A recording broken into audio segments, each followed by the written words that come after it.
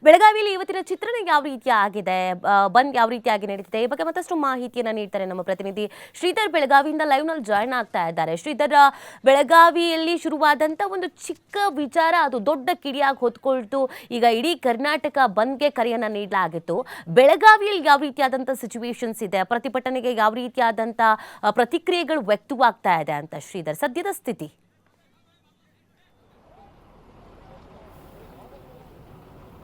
ನೀತಿ ಬೆಳಗಾವಿಯಲ್ಲಿ ಕರ್ನಾಟಕ ಬಂದ್ನ ಎಫೆಕ್ಟ್ ಈ ಸದ್ಯಕ್ಕೆ ಕಂಡು ಬರ್ತಲ್ಲ ಅಂತ ಹೇಳ್ಬೋದು.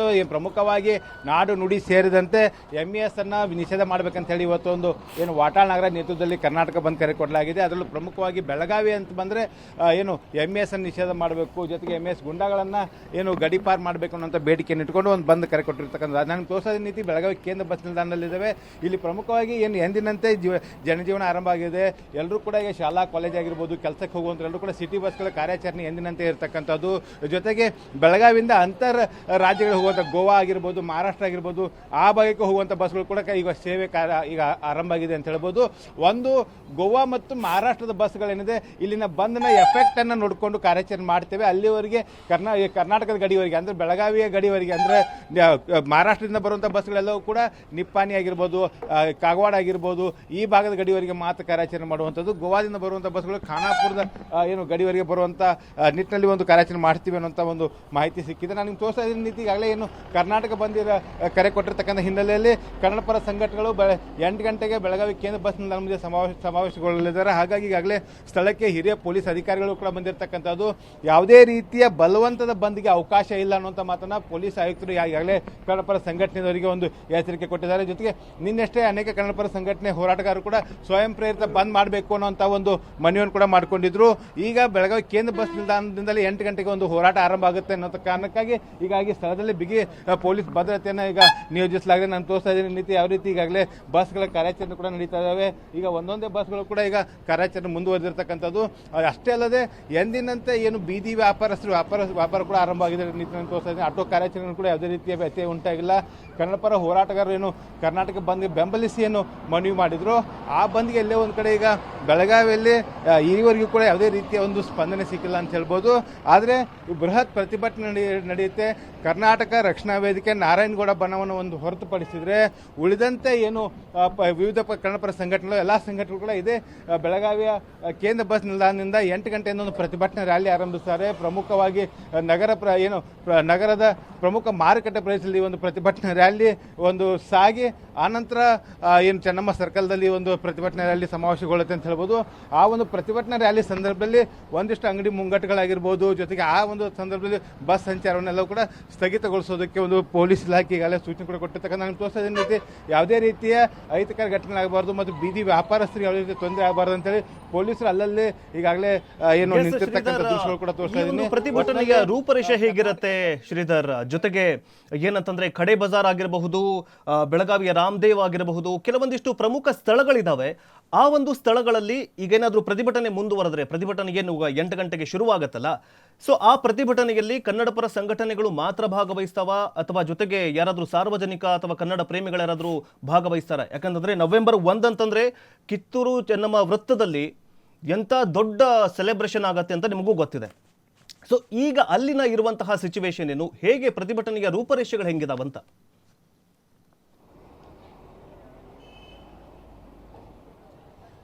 ಪ್ರಮುಖವಾಗಿ ಕನ್ನಡಪರ ಸಂಘಟನೆ 8 ಗಂಟೆಯಿಂದ ಇಲ್ಲಿನ ಪ್ರತಿಭಟನೆ ರ್ಯಾಲಿ ಆರಂಭಿಸ್ತಾರೆ. ಆರಂಭದಲ್ಲಿ ಇಲ್ಲಿ ಏನು ಬೆಳಗಾವಿ ಕೇಂದ್ರ ಬಸ್ ನಿಲ್ದಾಣದಲ್ಲಿ ಬಸ್ ಸಂಚಾರವನ್ನು ಒಂದಿಷ್ಟು ಕಾಲ ಬಂದ್ ಮಾಡುವಂಥ ಕೆಲಸವನ್ನು ಮಾಡ್ತಾರೆ. ಹೋರಾಟಗಾರರು ಪ್ರತಿಭಟನೆಗಳಂಥ ಸಂದರ್ಭದಲ್ಲಿ ಬಸ್ ಸಂಚಾರವನ್ನು ಪೊಲೀಸರೇ ಅದು ಮುನ್ನಿಟ್ಟು ಸ್ಥಗಿತಗೊಳಿಸಲಾಗುತ್ತೆ.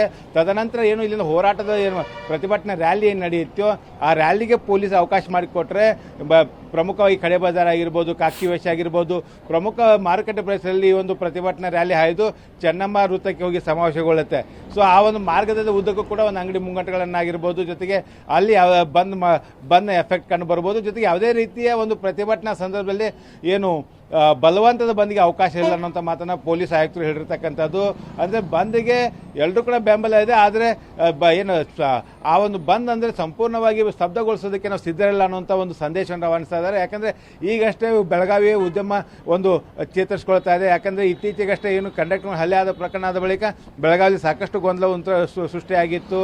ಆ ಕಾರಣಕ್ಕಾಗಿ ಈಗ ಏನು ಬಂದ್ಗೆ ಏನು ಆದಂಥ ಘಟನೆಗಳಿದ್ದಾವೆ, ಡಿಮಾಂಡ್ಗಳಿದ್ದಾವೆ, ಹೋರಾಟಕ್ಕೆ ನಮ್ಮ ಬೆಂಬಲ ಇದೆ. ಆದರೆ ಬಂದ್ಗೆ ನಮ್ಮ ಬೆಂಬಲ ಇಲ್ಲ ಅನ್ನುವಂಥ ಒಂದು ಸಂದೇಶವನ್ನು ಸದ್ಯಕ್ಕೆ ಬೆಳಗಾವಿ ಜನರು ರವಾನಿಸ್ತಿರ್ತಕ್ಕಂಥದ್ದು. ಶ್ರೀಧರ್, ಮತ್ತೊಂದೇನಂತಂದ್ರೆ ಬೆಳಗಾವಿ ಬಸ್ ನಿಲ್ದಾಣದಲ್ಲಿ ನಾವು ನೋಡಿದಾಗ ಕೊಲ್ಲಾಪುರ್ ಬಸ್ ಆಗಿರಬಹುದು, ಸಾಂಗ್ಲಿ, ಮಿರಜ್, ಜೊತೆಗೆ ನಾಶಿಕ್, ಈ ಸಾತಾರ, ಕರಾಡ್, ಇಂಥ ದೊಡ್ಡ ಅಂದ್ರೆ ಮುಂಬೈ ಆಗಿರಬಹುದು, ಈ ಬಸ್ ನಿಲ್ದಾಣಗಳು ಅಂದ್ರೆ ಬಸ್ಗಳು, ಮಹಾರಾಷ್ಟ್ರ ಬಸ್ಗಳೇನಾದರೂ ಬೆಳಗಾವಿಗೆ ಬರ್ತಾ ಇದ್ದಾವೆ ಅಥವಾ ಎಲ್ಲಿ ಯಾವ ಸ್ಥಳದಲ್ಲಿ ಅವುಗಳನ್ನ ಸ್ಟಾಪ್ ಮಾಡ್ತಾ ಇದ್ದಾರೆ?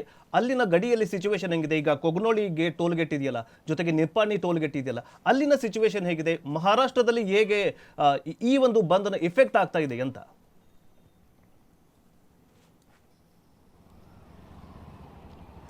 ಪ್ರಮುಖವಾಗಿ ಈಗ ಏನು ಕರ್ನಾಟಕ ಬಂದ್ ಕರೆ ಕೊಟ್ಟಿರ್ತಕ್ಕಂಥ ಹಿನ್ನೆಲೆಯಲ್ಲಿ ಕರ್ನಾಟಕದ ಬಸ್ಗಳು, ಅದು ಬೆಳಗಾವಿ ಆಗಿರ್ಬೋದು, ಹುಬ್ಬಳ್ಳಿ ಧಾರವಾಡ ಆಗಿರ್ಬೋದು, ದಾವಣಗೆರೆ ಆಗಿರ್ಬೋದು, ಬೆಂಗಳೂರು ಆಗಿರ್ಬೋದು, ಎಲ್ಲ ಮಾರ್ಗದ ಬಸ್ಗಳು ಇದೇ ಬೆಳಗಾವಿಯಿಂದಲೇ ಒಂದು ಪುನಃ ಬೆಂಗಳೂರು ಹೈವೇನಲ್ಲೇ ಒಂದು ಮಹಾರಾಷ್ಟ್ರಕ್ಕೆ ಹೋಗಬೇಕು. ಹಾಗಾಗಿ ಕರ್ನಾಟಕದ ಎಲ್ಲ ಬಸ್ಗಳು ಕೂಡ ಎಂದಿನಂತೆ ಮಹಾರಾಷ್ಟ್ರಕ್ಕೆ ಮತ್ತು ಗೋವಾಗೆ ಈಗಾಗಲೇ ಕಾರ್ಯಾಚರಣೆ ನಡೆಸ್ತಾ ಇದ್ದಾವೆ. ಮಹಾರಾಷ್ಟ್ರ ಮತ್ತು ಗೋವಾದ ಬಸ್ಸುಗಳು ಇಲ್ಲಿ ಬಂದಿನ ಪರಿಸ್ಥಿತಿ ನೋಡಿಕೊಂಡು, ಯಾಕಂದರೆ ಕೇವಲ ಬೆಳಗಾವಿ ನಗರ ಒಂದೇ ಅಲ್ಲ, ಬೆಳಗಾವಿ ಗಡಿಯಲ್ಲಿ ಇರ್ತಕ್ಕಂಥ ಪ್ರದೇಶಗಳಲ್ಲಿ ಬಂದ ಯಾವ ರೀತಿ ಒಂದು ಅಲ್ಲಿಯ ಪರಿಸ್ಥಿತಿ ಇರುತ್ತೆ, ಆ ಪರಿಸ್ಥಿತಿ ನೋಡಿಕೊಂಡು ಬಸ್ ಕಾರ್ಯಾಚರಣೆ ಮಾಡೋದಕ್ಕೆ ಒಂದು ಸೂಚನೆಯನ್ನು ಕೊಟ್ಟಿದ್ದಾರೆ. ಹೀಗಾಗಿ ಪೊಲೀಸರು ಅನುಮತಿ ಕೊಟ್ಟ ಬಳಿಕ, ಯಾಕಂದ್ರೆ ಬಂಧನ ಯಾವ ರೀತಿ ತೀವ್ರತೆ ಇರುತ್ತೆ ಅದನ್ನು ಆಧರಿಸಿ ಬಸ್ಗಳ ಕಾರ್ಯಾಚರಣೆ ನಡೆಸೋದಕ್ಕೆ ಅನುಮತಿ ಕೊಟ್ಟರೆ ಮಾತ್ರ ಬಸ್ಗಳನ್ನು ಈ ಬೆಳಗಾವಿ ನಗರದವರೆಗೆ ಕಾರ್ಯಾಚರಣೆ ಮಾಡ್ತೀವಿ ಅನ್ನೋಂಥ ಒಂದು ಮಾಹಿತಿ ಇರ್ತಕ್ಕಂಥದ್ದು. ಅಲ್ಲಿವರೆಗೆ ಪ್ರಯಾಣಿಕರು ತೊಂದರೆ ಆಗಬಾರ್ದು ಅಂಥೇಳಿ ಕರ್ನಾಟಕದ ಗಡಿಯವರೆಗೆ ಮಹಾರಾಷ್ಟ್ರ ಬಸ್ಗಳೆಲ್ಲವೂ ಕೂಡ ನಿಪ್ಪಾಣಿಯ ಗಡಿಯವರೆಗೆ ಆಗಿರ್ಬೋದು, ಜೊತೆಗೆ ಗೋವಾ ಬಸ್ಗಳೆಲ್ಲವೂ ಕೂಡ ಏನು ಖಾನಾಪುರ ತಾಲೂಕಿನ ಗಡಿಯವರೆಗೆ ಆಗಿರ್ಬೋದು, ಅಲ್ಲಿವರೆಗೆ ಕಾರ್ಯಾಚರಣೆ ನಡೆಸೋದಕ್ಕೆ ಈಗಾಗಲೇ ಸೂಚನೆಗಳು ಕೊಟ್ಟಿರ್ತಕ್ಕಂಥದ್ದು. ಎಸ್, ಮತ್ತೊಂದೇನಂತಂದ್ರೆ ನಿಪ್ಪಾಣಿ ಒಂದು ಸ್ವಲ್ಪ ಹೈ ಸೆನ್ಸಿಟಿವ್ ಏರಿಯಾ ಅದು. ಯಾಕಂದರೆ ಗಡಿ ವಿವಾದ ಆಗಿರಬಹುದು ಅಥವಾ ಈ ತರಹದ ಏನಾದರೂ ಸೆನ್ಸಿಟಿವ್ ಮ್ಯಾಟರ್ ಆದರೆ ನಿಪ್ಪಾಣಿಯಲ್ಲಿ ಬೃಹತ್ ಪ್ರತಿಭಟನೆಯನ್ನು ಮಾಡ್ತಾರೆ. ಕನ್ನಡ ಪರ ಸಂಘಟನೆಗಳೂ ಆಗಿರಬಹುದು, ಜೊತೆಗೆ ಮರಾಠಿ ಸಂಘಟನೆಗಳು ಆಗಿರಬಹುದು. ಅಲ್ಲಿನ ಸಿಚುವೇಶನ್ ಹೇಗಿರಬಹುದು? ಜೊತೆಗೆ ಅದು ನಿಪ್ಪಾಣಿ ಜನ ಏನಂತಂದರೆ ಅದು ಮಹಾರಾಷ್ಟ್ರಕ್ಕೆ ಸೇರಿದು ಅಂತ ಅನ್ನುವಂತಹ ಒಂದು ಮೈಂಡ್ ಸೆಟ್ಗೆ ಬಂದಿದ್ದಾರೆ. ಸೊ ಅಲ್ಲಿನ ಸಿಚುವೇಶನ್ ಹೇಗಿರಬಹುದು? ಅಲ್ಲಿ ಕನ್ನಡ ಪರ ಸಂಘಟನೆಗಳು ಹೇಗೆ ಪ್ರತಿಭಟನೆಯನ್ನು ಮಾಡಬಹುದು ಅಂತ?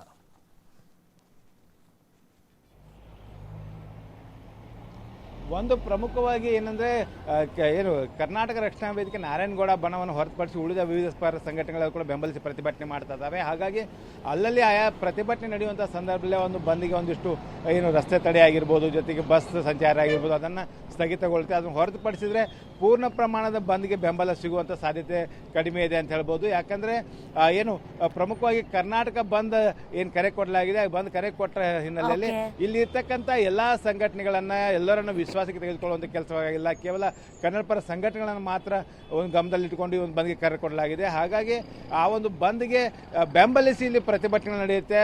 ಇಡೀ ಬೆಳಗಾವಿ ಜಿಲ್ಲೆಯಲ್ಲಿ ಎಲ್ಲ ಕಡೆ ಕೂಡ ಪ್ರತಿಭಟನೆ ನಡೆಯುತ್ತೆ. ಅದಕ್ಕೆ ವಿರೋಧವಾಗಿ ಒಂದು ಹೋರಾಟಗಳಾಗುತ್ತೆ. ಆದರೆ ಬಂದ್ಗೆ ಬೆಂಬಲ ಏನಿದೆ ಕೇವಲ ಪ್ರತಿಭಟನೆ ಮೂಲಕ ಬೆಂಬಲ ವ್ಯಕ್ತವಾಗುತ್ತೆ ಹೊರತಾಗಿ ಸಂಪೂರ್ಣವಾಗಿ ಬೆಳಗಾವಿ ಜಿಲ್ಲೆ ಸ್ತಬ್ಧ ಆಗುವುದು ಏನು ಸಾಧ್ಯತೆ ಕಡಿಮೆ ಇದೆ ಅಂತಲೇ ಹೇಳ್ಬೋದು. ನೀತಿ ಫೈನ್, ಥ್ಯಾಂಕ್ ಯು ಶ್ರೀಧರ್ ತಮ್ಮೆಲ್ಲ ಡೀಟೇಲ್ಸ್ಗಾಗಿ. ಇನ್ನುಳಿದ ಸುದ್ದಿಗಳನ್ನು ನೋಡೋಣ. ಅದಕ್ಕಿಂತ ಮುಂಚೆ ಚಿಕ್ಕದೊಂದು ಬ್ರೇಕ್.